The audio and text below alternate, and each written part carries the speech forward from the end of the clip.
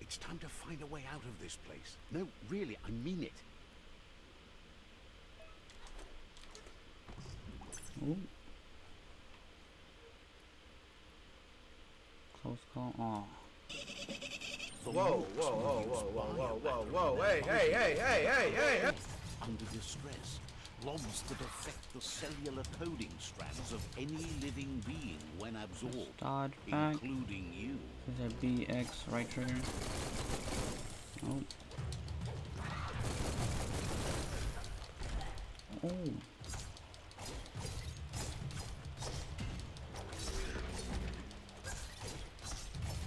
Yep.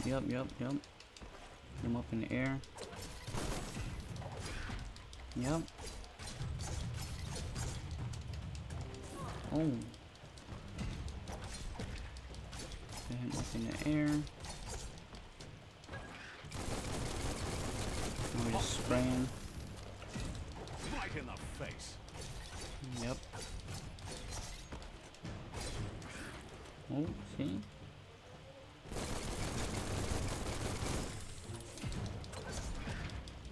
Up in the air. Come on.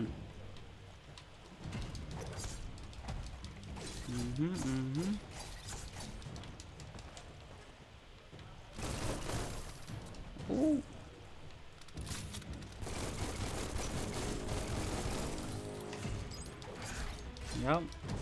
Yep.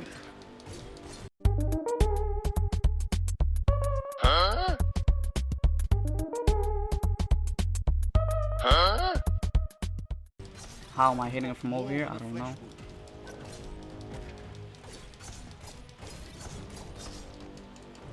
Dodge, spray now. Back up. Not ugly.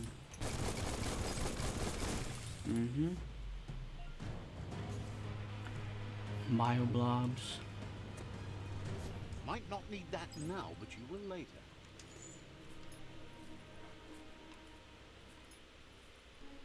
Okay. Toxanol built vessels called arcs to save themselves from the impending doom. But was it too late? It is only from the flight logs of the single arc they left behind that we know of.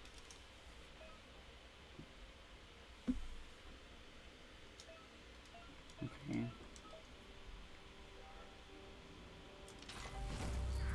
Look at that. Yes, sir. Yes, sir. Yes, sir. Yes, sir. There are few records of the chain of events that led to the big apocalypse eons ago, but it's clear the world wasn't prepared for how recklessly the Toxanol Corporation would make its mark on the world. Their rare earth mining and nuclear industries generated tons of waste, and without consideration for the future, they dumped it all in landfills until they ran out of space. That's when they made the big mistake. They began dumping the toxic waste in the surf just off the coast instead, assuming that it would sink and decay with time. And they were right. But no one was prepared for what was about to unfold. Once in the surf, the radiation interfered with the genetics of the wildlife and created bizarre mutations in their offspring. It had an inconceivable impact on biodiversity and the entire ecosystem.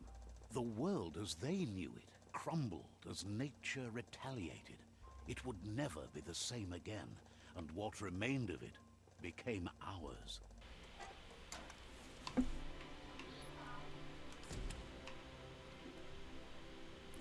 People dropping their toxic waste in the ocean, jack up the world, like it's happening right now. Pew pew is never a good thing. It's coming from behind that door. A warning label. The box looks like a potential brain melt. It's going to take a bit of puzzling to short-circuit the door. Just a few moves left. Make them count. Yes, sir. Yes, sir. Yes, sir. Yes, sir. Come on, let's go.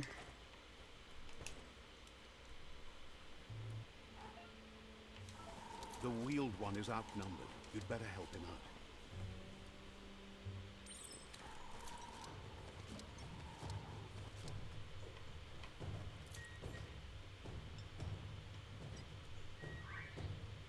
Tiger!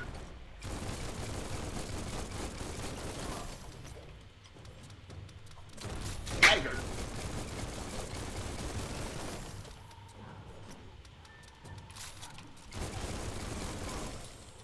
Nice shot.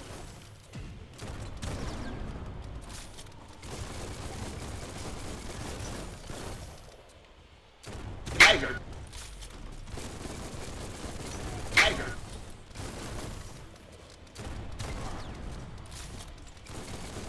Tiger!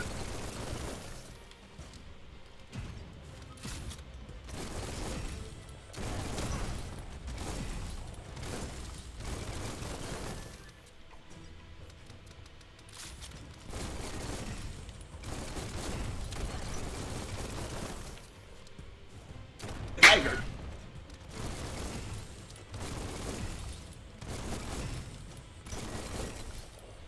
Tiger!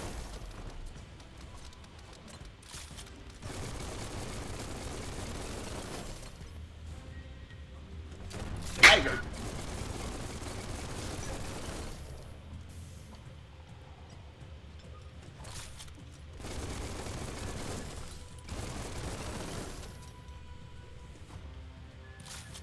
Tiger! Tiger! Tiger! Tiger!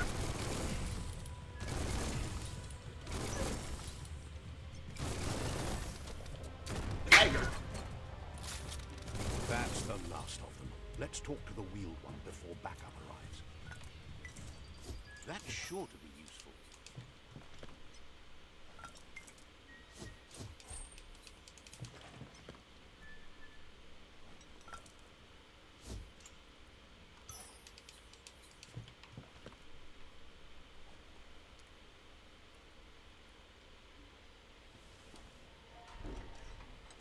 Back at this cutscene because it wasn't loading the first time. Let's see if it loads now. Yep. He wants to thank you for taking his side against the scavengers. He sounds familiar. You just can't figure out why. He presents himself as out of date.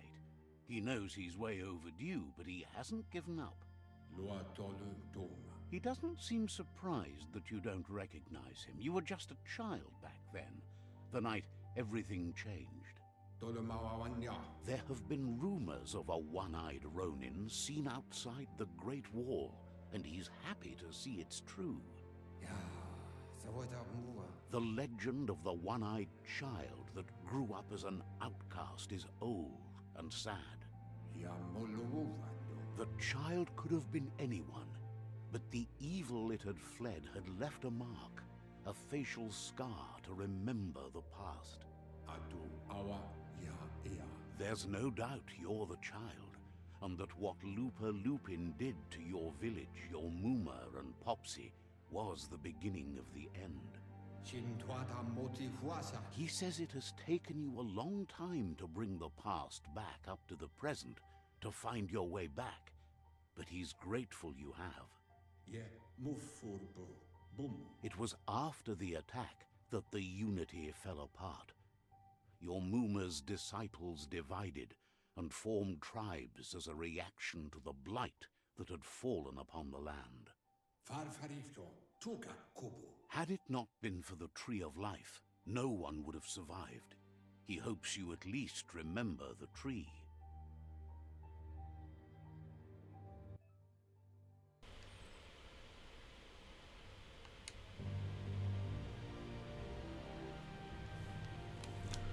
So we're in a flashback of when he was a kid. He, me, same thing. Bruh, look at this dude. Wait till you see the. No, no, no, no.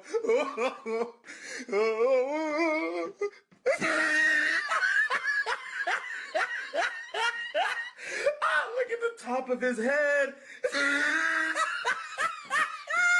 Look at his lips.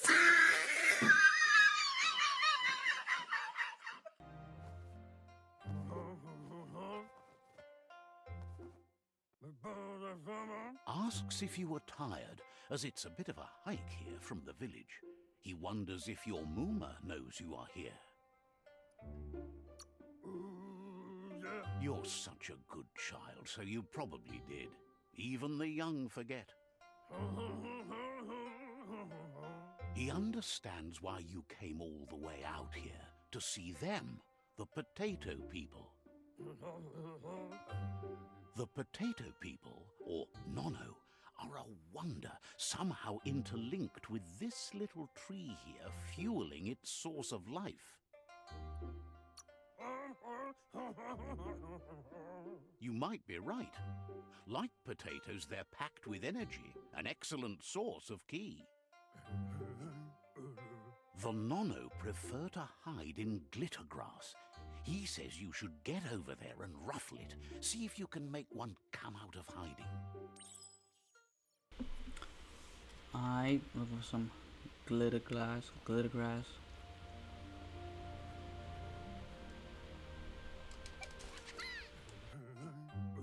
You found one.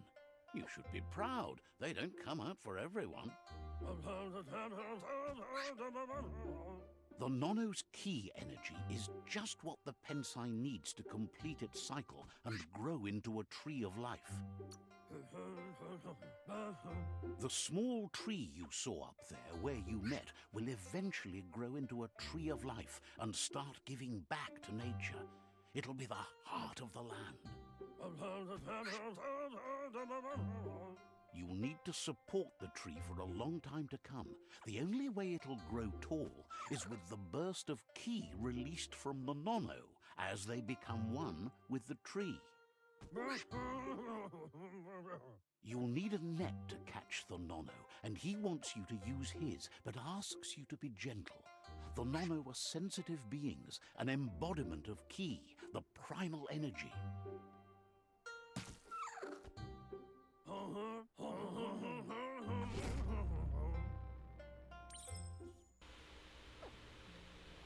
Over here talking to a gerbil in ripped jeans and leather jacket. Come here. You handle that net like you've never done anything else. He's impressed. One day, he hopes the tree will have grown tall enough to sustain the world. But today, your focus is getting this one to become one with the tree. Okay.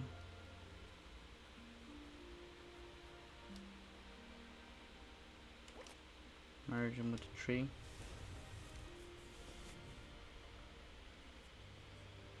The tree growing. Now that you've seen the NONO's connection with the tree with your own eyes, you have no reason to doubt. From this day on, he'll make nurturing the Pensai into a tree of life, a life goal, not only for our village's sake, but for all of us, everyone. One day, the land won't be as peaceful. Not even your Mooma will be able to protect us. He says you'd better hurry back to the village before your Mooma comes looking for you. You did good here today. No, she's got lots on her mind and needs rest after the raid last night on the Lupin camp with her disciples. Wonders if they let the Predator family live or not.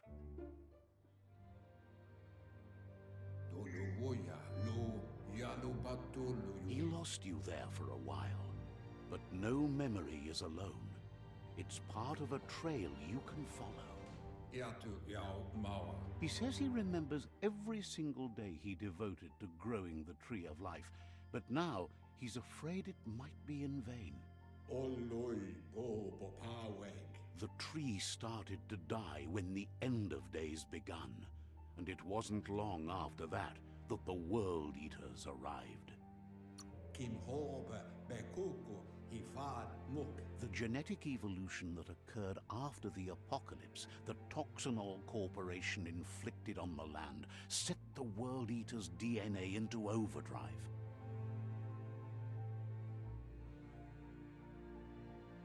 His friend Gizmo is working on a Mekton and needs help defeating the Jumbo Puff at the end of the West Route. Wiz is still repairing his octopod to confront the Merc Puff that dwells deep down under the surface at the end of the Northwest Route. Noko has tamed the Midget and is preparing to take on the Hoof Puff at the end of the East Route. Finally, Goop is almost done with the Goo Glide, a machine able to ride the waves of the surf all the way out to the Porky Puff at the end of the route to the southeast. Out of Date says his friends are gearing up to stop the World Eaters. There's one at the end of each route. The road ahead won't be easy, but he's counting on your support. His friends aren't strong enough to end this on their own. He wants you to understand that you'll all die if the tree isn't saved. Regardless, you'll meet again once you've played your part in the tribe war and the situation with the World Eaters.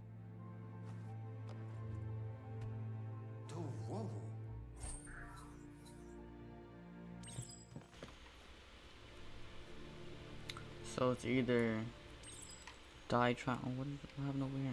Like, open this? You're getting the hang of it. So it's either die trying to. Quickest way out is through the roof where they came in, and the rope looks strong enough to climb. Yeah. Die trying to save the world, or let the world die. Either way, you gonna die.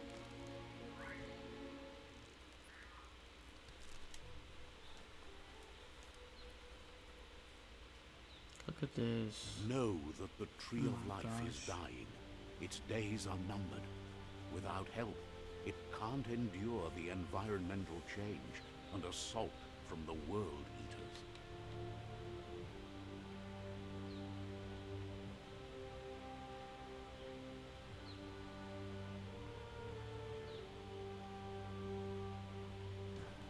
How amazing this game looks, bro.